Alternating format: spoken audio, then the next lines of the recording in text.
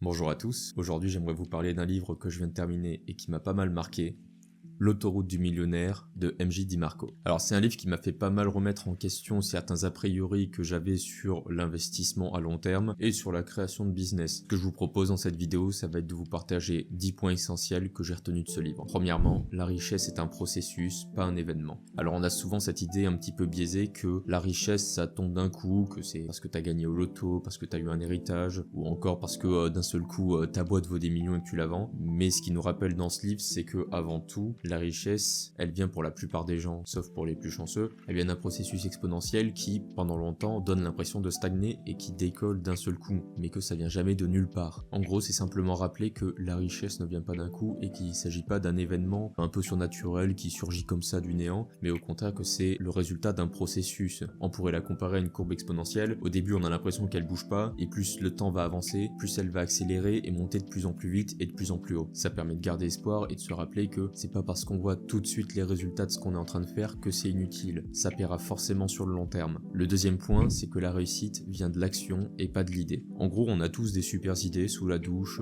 dans les transports, etc. On a tous des idées à plusieurs millions, mais le problème c'est que tant qu'on mettra rien en action, nos idées, elles ne valent rien.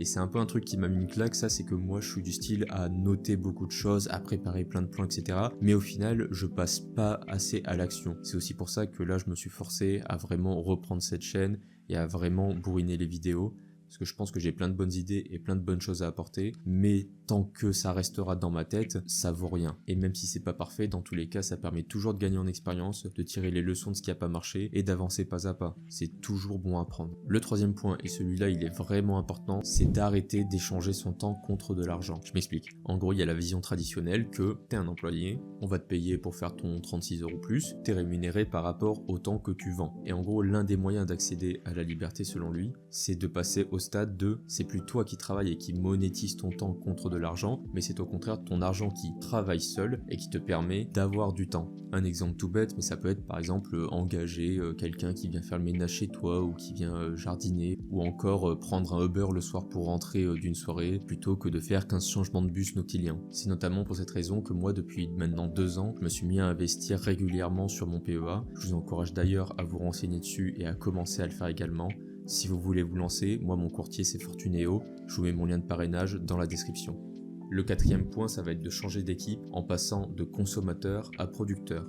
Je prends mon cas particulier, je suis quelqu'un qui, depuis l'adolescence, consomme énormément de contenu sur YouTube et qui s'est souvent dit que ça serait cool d'essayer. Et c'est que depuis peu que je suis passé de consommateur à producteur, que je pense que j'ai des choses à apporter et que les gens peuvent tirer des leçons, des choses que j'ai faites et que j'ai mises en place et que je peux en inspirer certains à avancer. Au niveau professionnel, par exemple, je suis passé de l'état de consommateur, passé de l'état d'élève à l'état de producteur, je suis devenu professeur. Maintenant, c'est moi qui monétise mon savoir et qui donne aux élèves mes connaissances et mes raisonnements. Le cinquième point, c'est de se méfier de la dispersion. Lui, il appelle ça la polygamie. En gros, c'est l'idée de rester monogame, c'est-à-dire de rester concentré sur une seule tâche et de pas commencer à se disperser, de commencer une semaine un projet, de le mettre en stand-by pour commencer un deuxième projet la semaine prochaine, mais vraiment de se focaliser sur une seule chose, d'y aller à fond. Elle marche ou elle marche pas, tant pis. J'en tire les conclusions et je passe à la suivante ou je continue sur celle-là si ça marche. Mais de pas commencer à faire plein de petits projets qui mènent nulle part au final. C'est un peu comme quelqu'un qui commencerait un nouveau sport chaque semaine et qui au final progresse dans rien.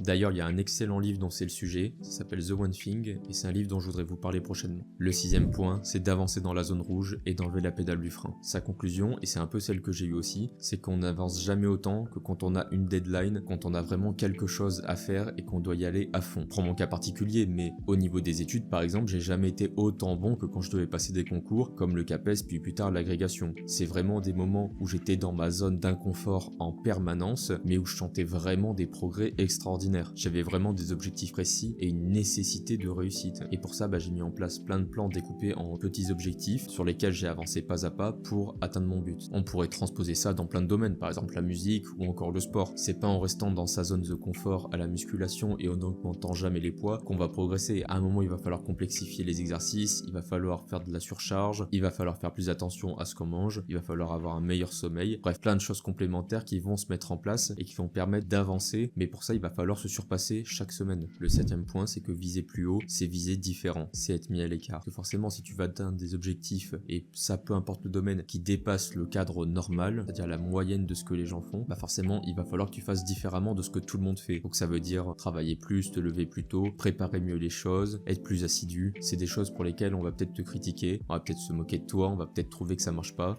mais d'ici 5-10 ans, on viendra te demander des conseils. Le point 8, et lui il est ultra important et je pense qu'il pourrait changer totalement notre société si on l'appliquait tous, c'est d'assumer nos responsabilités. On est dans la situation dans laquelle on est actuellement, que ce soit économique, sociale, culturelle, vous êtes tous dans cette situation parce que vous l'avez choisi. Tant que vous n'aurez pas pris conscience de ça, vous pourrez pas avancer parce que vous allez toujours vous en remettre à quelqu'un d'autre, ou à une excuse. J'ai pas pu faire ces études parce que les profs ils m'aimaient pas, j'arrive pas à être riche parce que de toute façon c'est la crise, mon pays va mal mais c'est à cause de tel élu. Tout ça c'est des excuses qui sonnent peut-être très bien, mais la réalité c'est que ça vous déresponsabilise et que quoi qu'il arrive, il faut que vous fassiez le maximum avec ce que vous avez à votre disposition et que si vous cherchez toujours des excuses, vous allez jamais avancer, ça c'est sûr. Donc assumer ses responsabilités, c'est prendre conscience que là où vous en êtes actuellement, c'est la conséquence de tous les choix que vous avez faits. C'est vous qui avez décidé de faire ça. Le 9e point, c'est que la richesse, ce n'est pas que l'argent. Alors sans tomber dans l'argent ne fait pas le bonheur, en plus je suis pas totalement d'accord avec ça, Di Marco, il va définir la richesse en 3 piliers qui sont inséparables les uns des autres et si on en enlève un seul, on est plus riche selon lui. Le premier, ça va être la qualité de votre cercle social, c'est-à-dire vos amis, votre famille. Est-ce que vous êtes bien entouré? Est-ce que vous êtes entouré de personnes qui vous veulent du bien, à qui vous voulez du bien, à qui vous parlez souvent, avec qui vous êtes en contact, que vous aimez? Ça pour lui, c'est la première des richesses. La deuxième, c'est la liberté, l'absence de contraintes. Donc par exemple, contraintes économiques, contraintes de déplacement, contraintes d'emploi du temps. Et tous ces problèmes, ils sont quasiment tous réglés par l'argent. En effet, si j'ai 40 millions sur mon compte en banque, je vais pas me demander si je peux aller en voyage pendant une semaine dans tel ou tel pays. Je vais y aller. Du coup, ce qu'il nous dit par exemple, c'est que des gros PDG qui gagnent peut-être des énormes sommes, mais qui sont esclaves de leur emploi du temps, qui ne peuvent pas prendre un seul jour de vacances en 20 ans, pour lui ce sont des personnes qui ne sont pas riches car elles n'ont pas de liberté. Et enfin un autre pilier essentiel, ça va être celui de la santé. Être en bonne santé, c'est quelque chose qui va vous impacter vous ainsi que vos proches. Vous auriez beau être la personne la plus riche du monde, si je vous annonçais que vous aviez une maladie incurable et que vous alliez mourir la semaine prochaine, vous vous sentiriez pas vraiment riche et ça n'aurait plus aucune importance pour vous. Et le 10e qui, je l'avoue, m'a un peu piqué dans mon ego parce que je me suis totalement retrouvé dans ce qu'il critique,